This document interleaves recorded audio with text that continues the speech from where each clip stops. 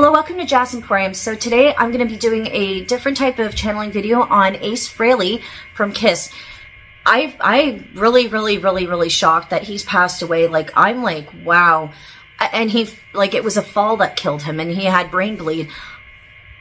I'm just shocked. I can't flip and believe it. I understand he's 74, but this man's been shocked and everything. He's had countless of car wrecks and problems with alcohol and drugs. I'm just really surprised here, and I want to see what happened. I want to see what I get from his energy, and hopefully we can do that. So if you do want to book a personal reading, please do so at jazzemporium at gmail.com for international people, and go to my website jazzemporium.com, and please don't forget to subscribe to my website. I'm shortly but surely going to get some more stuff up on there.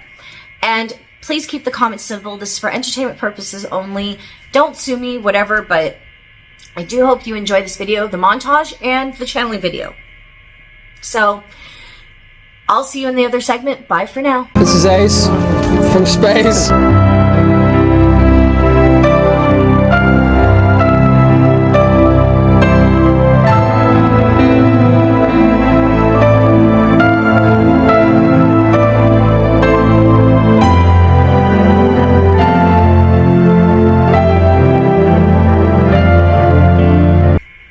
Okay, I hear you, Ace. Oh my Jesus, this is...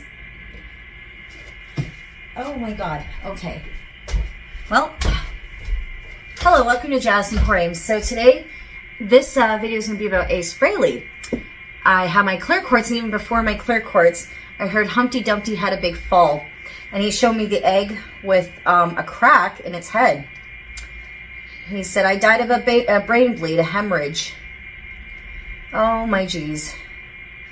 He's like, poor Humpty Dumpty, and he showed me a cracked little egg with a sad face on it. So, we're channeling Ace Frehley. Thank you very much. If you want to subscribe to my channel, please do so. If you want to book a personal reading, please do so at Jazz Emporium. If you want to subscribe to my website, please do so at jazzemporium.com for newsletters and stuff. And for international people, please... contact me at jazzemporium@gmail.com. Okay, so for the last 2 days since Ace has passed away, he's been so because what do you expect? I'm a guy from the Bronx. I'm like, okay. He has a thick, very thick Bronx accent. Oh my God. So he's from the Bronx. Bronx or Brooklyn, I'm hearing. So Bronx or Brooklyn. I don't know if he lived in both places, but I'm sure you Kiss fanatics would know better. He's saying, he says he wish he could have a slice of New York pizza again. He's like, oh, like, he's just gone to the other side. So it's like, for him, you know, he likes certain things. Like, I'm hearing pizza. He's like, I love my food, he says. And I said, thank you so much. And for coming, he goes, yeah, it's been a pleasure so far. He goes, everybody's a critic, you know, because I'm like, I said to him, I said, you know, you've been electrocuted. I said to him, you've been, you've survived many overdoses and you've survived many car wrecks. And how the hell did a fall knock you out? And he goes, everybody's a critic. And I kept hearing, everybody's a critic. So, critic, I'm going to put that down because I draw as I do that. And he showed me egg and pizza. He goes, I'm a big food lover. He goes, and I also like pasta. It's a big thing that's coming up, pasta. Because he's had to watch his weight, he says. But, so how did this happen? He goes, I'm wondering if he was either in the shower, I'm getting, or he just randomly tripped and fell on something and then banged his head. And he said, and nobody was there to see until I think his wife got home. And then that's when they rushed him into the hospital. So I'm wondering if he either was the shower or he tripped over a cable of some sort. So he's shown me a shower, or he slipped and he fell. And because of elderly age, so if you have loved ones, he's saying be very careful, mindful of your elderly parents or like people that are older, because people's bones and stuff get brittle and stuff like that. So he showed me either the shower or the bathtub, or he showed me, it was either that or the studio wires, or he was either planning on doing some more recordings, and then that's when the accident happened, he said. And he said he was on life support, so he he said it was so strange because it was like almost like he was in this in-between state where he had a choice whether he wanted to stay or go. And I said, well, what made you go? And he goes, well, for starters, he says, with his thick New York accent, he goes, they put me on life support. I can't go back. Once you're on life support, he goes, your spirit's kind of like in this limbo in between until you let go. Because he was saying, I didn't want to let go. He said, I wanted to stay a little bit longer, but my body was physically incapable of doing that. So it's almost like he had a choice, and he showed me almost like a door between yes and no. And he goes, it's like the Matrix. Do you take the red pill or do you take the blue pill? He's saying. So he had to make a choice. Did he want to stay or go? But then Spirit reminded him that your body's no longer in servitude of being alive physically. So he goes, well, what are they going to do at that point? He goes, what, pump me up to machine? No, just let me go, he said.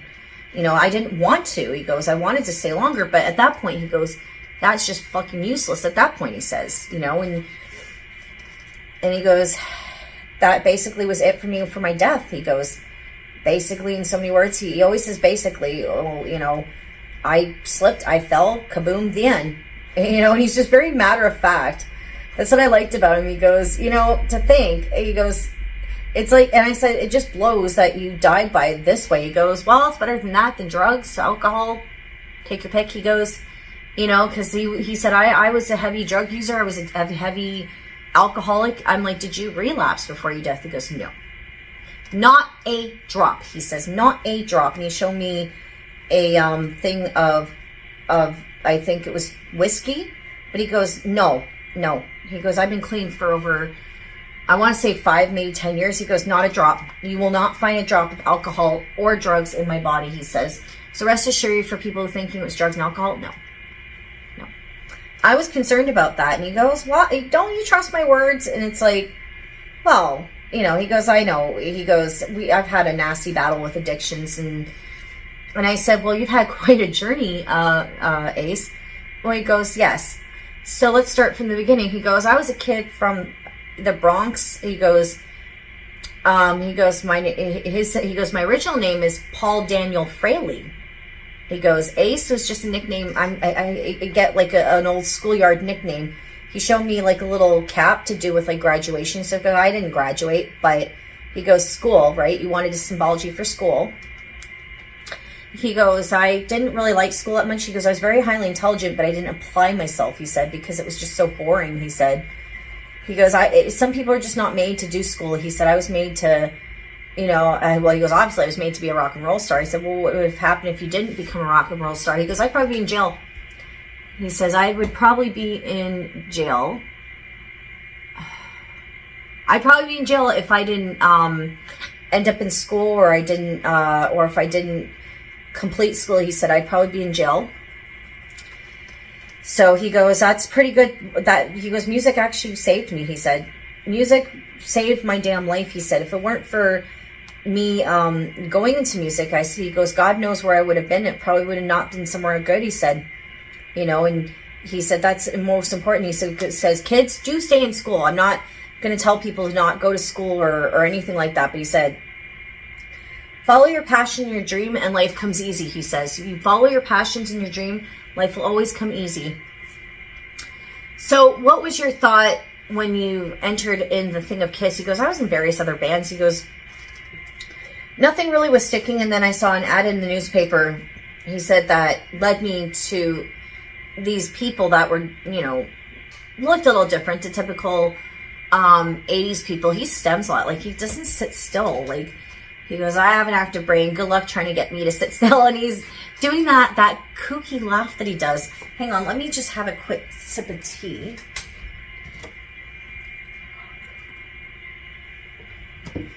He goes, ha. He goes, you have to lube up your windpipes for the Spaceman. I'd be like, you were always my favorite KISS member was the Spaceman. He goes, you like the Rocket Man, huh?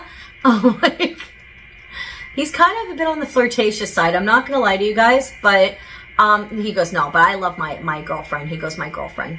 Though he's talking about the one that he had recently until his passing. He goes, and my daughter, Monique, my daughter. He goes, my beautiful daughter. He goes, she's just really devastated. She's we were thick as thieves. He goes, my daughter Monique and I are thick as thieves. And he's like, he goes, I am so sorry I left her so suddenly. Like, he's really like, he goes, that breaks my heart. He goes, it's peaceful up here, and I got to see all my friends. Eric Carr, he goes, I got to see people I love. Ozzy, he goes, I got to meet up with Ozzy. He goes, that was awesome. He goes, I got to sit down with him and have, well, I would say a tea, but you know, you can drink and eat anything you want in heaven, really, but you know, he goes, not in the typical way that you guys do, but you know. He goes, but I'm so sorry I left my kid so early. He goes, I was a kid from it's either, he says, the Bronx or Brooklyn, because it starts with B, but he goes, I was just a kid from, I'm hearing the Ducky Boys. He goes, a little gang called the Ducky Boys. Uh-oh. Ducky Boys. Let me just write that down. That's not a nice gang. He goes from, what's it called? From the Bronx. He goes, you had to be tough in the Bronx. He goes, I was raised to be very tough and disciplined. I don't know if his father or anybody in his family was military, or he's getting that his parents were a bit more relaxed, but there was some strictness about them. And I'm hearing he had, like, I think a couple of siblings. They were immigrants from Germany. And he showed me a big bowl of potato salad. He goes, you like your potato salad? I'm like, yeah. See, spirits can actually read what people don't understand. Spirits know a bit more about you than what you think, because they sit and they observe. God, I'm actually craving potato salad. I miss potato salad too. I'd have to make me a small little batch of potato salad. I love potato salad. Like I said, there was something, I don't know if Ace was a big foodie. He must have liked his food. He's a tourist, so tourists are usually big foodies. This is quite interesting. I actually like that about him. He said, I knew when I was auditioning for KISS, I had to stand out somehow.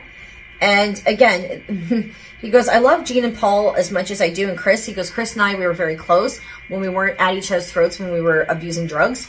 I don't know if I could say the word drugs on here without getting banned. But he said Ace and Paul, it's like a brotherhood. He goes, a love-hate relationship.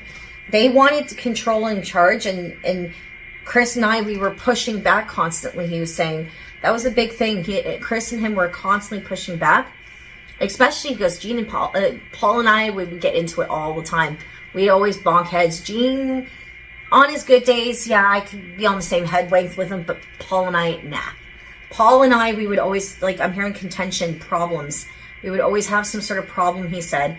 And I'm like, that's really sad. But he's like, yeah, gee, Paul and I, we don't always see eye to eye. He goes, it was just contentious, he says, a lot of the times, because we both are very stubborn. We both are unyielding. We both wanted to take some sort of lead. It wasn't about me, he goes, leading the rock and roll band. I just wanted creative input, and I just wasn't feeling it, and that's why I left.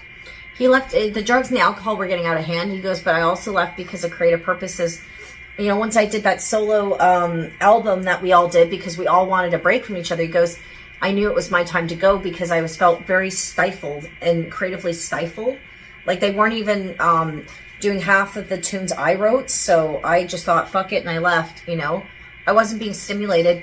Let me just have another drink.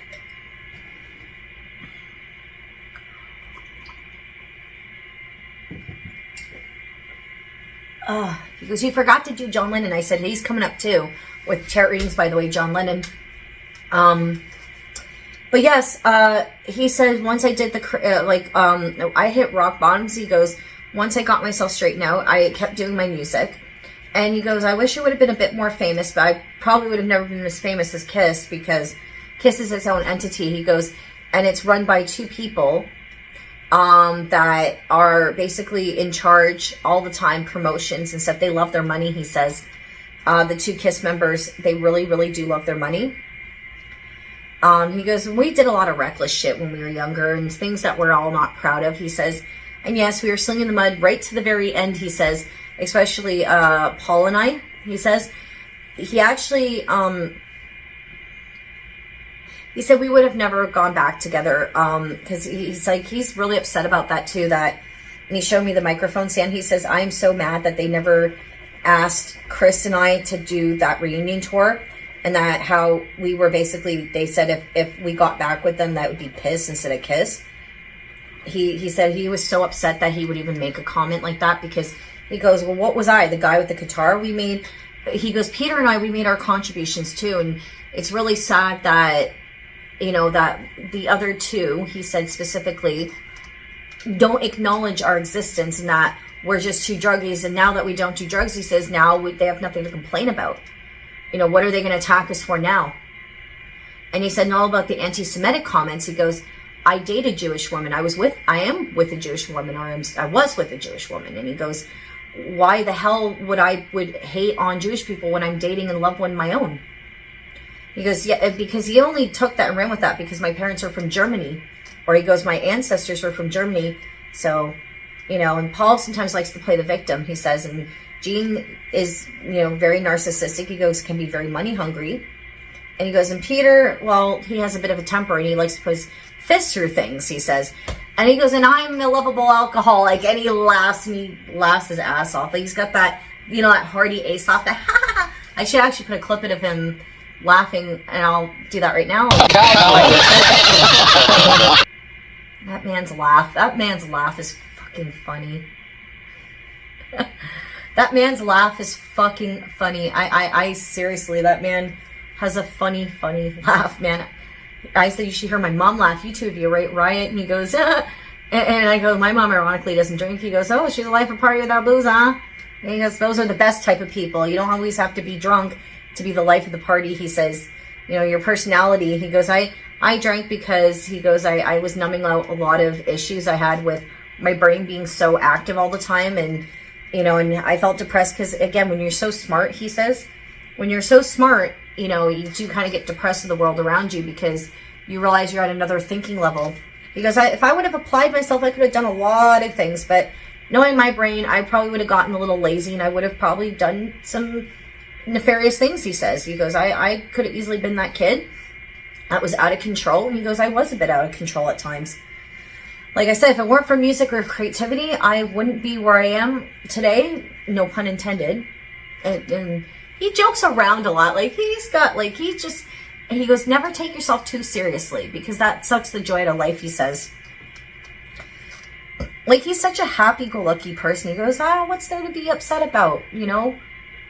You know, and then, I mean, he goes, well, when I knew I was going to die and go up to the good Lord, he said he was Christian. He goes, I knew I was going and I was fine with it. But he goes, it doesn't mean I don't miss my loved ones and my girlfriend and my daughter Monique and, you know, the other Found and Kiss members, as much as I hate the men sometimes. He goes, some of them, it's like a love-hate relationship, you know, it's like a marriage.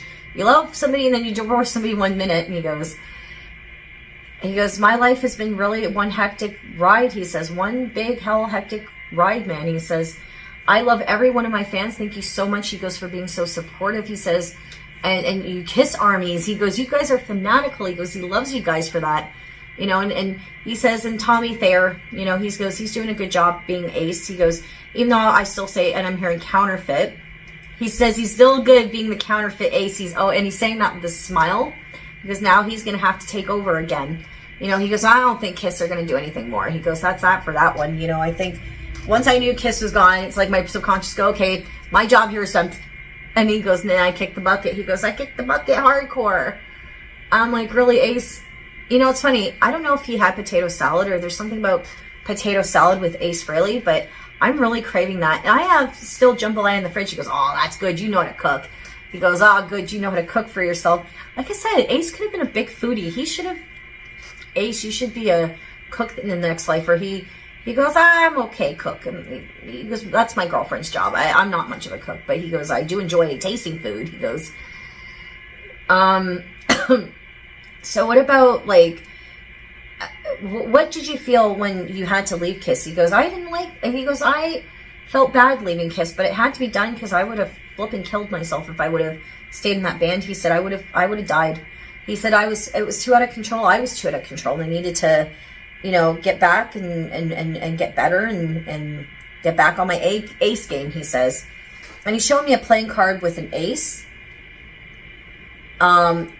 Did you play a lot of cards? He goes, yeah, I played cards when we were bored and stuff like that. He goes, I also destroyed hotel rooms. I'm like, of course. He goes, and he's throwing me the peace sign. I don't want to get arrested today. And he's laughing. He goes, a couple of things I did in those hotel rooms will be so secret. He said, he goes, I live in my hotel room. He said, he didn't mind touring and traveling. He loved doing it, for the most part. And for KISS, if they gave me the right amount of money, I'd go back and tour with them. But that was always a contentious and problem. He said that Ace or not Ace, sorry, Gene and Paul always had to basically have more money than us. They thought they were the ones that just created the members. He goes, you do forget that I created the symbols that you see today with the KISS Army, like our logo. He says, he's telling me, he's like, I created that one, and a lot of people said, oh, you know, it looked too much like the Jewish thing. No, they were supposed to be lightning bolts. He says, like, he says that was not my intention to make it to offend Jewish people. He says, the two S's are actually supposed to be lightning bolts. He said. But of course, everybody likes to turn everything into everything, right? You know, and he says a lot of people these days are so sensitive, he says. He goes, it was my time to leave this planet anyways, but he's just acknowledging that they're two symbols of the electrical currents. He goes, and how fitting, I write a song, Shock Me, he says. You know, Shock Me, that come out, Shock Me. And he goes, by the time I hit Fractured Mirror, I was just done with it. Because that one's about drugs. He says Fractured Mirror, like an instrumental about coming out of the darkness into the light. He goes, well, I took a big spaceship up into the other side, he says. And I always thought it was interesting too, because I was saying to him, he goes, I used to always do funny noises, because again, it's the spaceman persona. I have to be a little weird and odd. He goes, and people thought I was just crazy and cracked on drugs. Maybe it was the drugs, maybe I just like to screw with people's heads. And he's sitting there laughing. I'm just like, oh my God. He goes, I know you like the song Rocket Ride. I'm like, oh yeah. He knows that too. He goes, but I descended to Great Lakes now, guys, where you can't get me. And he's almost being like tongue-in-cheek and coy about it. You know, and he goes, remember, always have a laugh, always have a joke. In the Myers-Briggs, he's an ENFP, and this is so fitting for them. ENFPs, they're little geniuses. They'll always keep you on your toes, but they will always have a laugh or a joke. It's never a dull moment. That's actually my perfect match, and I'm an INFJ, so ENFP men, I'm right here. I always like a man that makes me laugh. He goes, that's a good trait to have. He always finds like a joke about everything, but he goes, out of all seriousness, and he is getting sentimental now, he goes, my greatest joys was becoming a father and my accomplishments I did in this world. And he says, you know, as much as I had contentions with Paul and Jean and Chris, we will always be KISS. He said, we will always be KISS. We are the 4 founding members. We will always be KISS. And, you know, and he goes, thank you for having me aboard. He goes, and I said, it was a pleasure. And he goes, mwah, mwah, mwah, mwah, mwah. To his family members, his loved ones, his friends, he's like, mwah, mwah, mwah. I love you and I miss you all. And thank you so much. Okay, so that's my video, and thank you so much. This is Ace Frehley, and he's going, peace out, love you all, and he's all like, and he goes, time for me to manifest some food into the afterlife, and I laughed, and he's sitting there with his guitar, and he's strumming along and playing a little bit of a riff, and oh, side note, Ace, I do like your riff a lot. He goes, thank you. He said actually the biggest compliment he got was when Elvis of all people, he says, loved his guitar playing. He goes, that flew me over the moon, he says. You know, Ace and he goes, Paul and Jean always wanted to say that, you know, our heads got too big for ourselves, and it's not true at all. I stayed very humble, unlike them two. He goes, money hungry. I'm like, he goes, but that'll be for another day. Forget about it. That'll be another day. He goes, and he just says thank you, and he loves everybody. He loves all his family, his fans, and even Jean and Paul and Chris. He goes, thank you all so very much. And he goes, I'm with my dog too. He mentioned that he had a dog that previously passed away. And he goes, I love you and I miss you all. Thank you so much. And thank you so much for being in this video. And he goes, I know you have to go. All right. And he goes, thank you, everybody. And I said, well, everyone, bye for now. And thank you so much. And thank you for watching this video.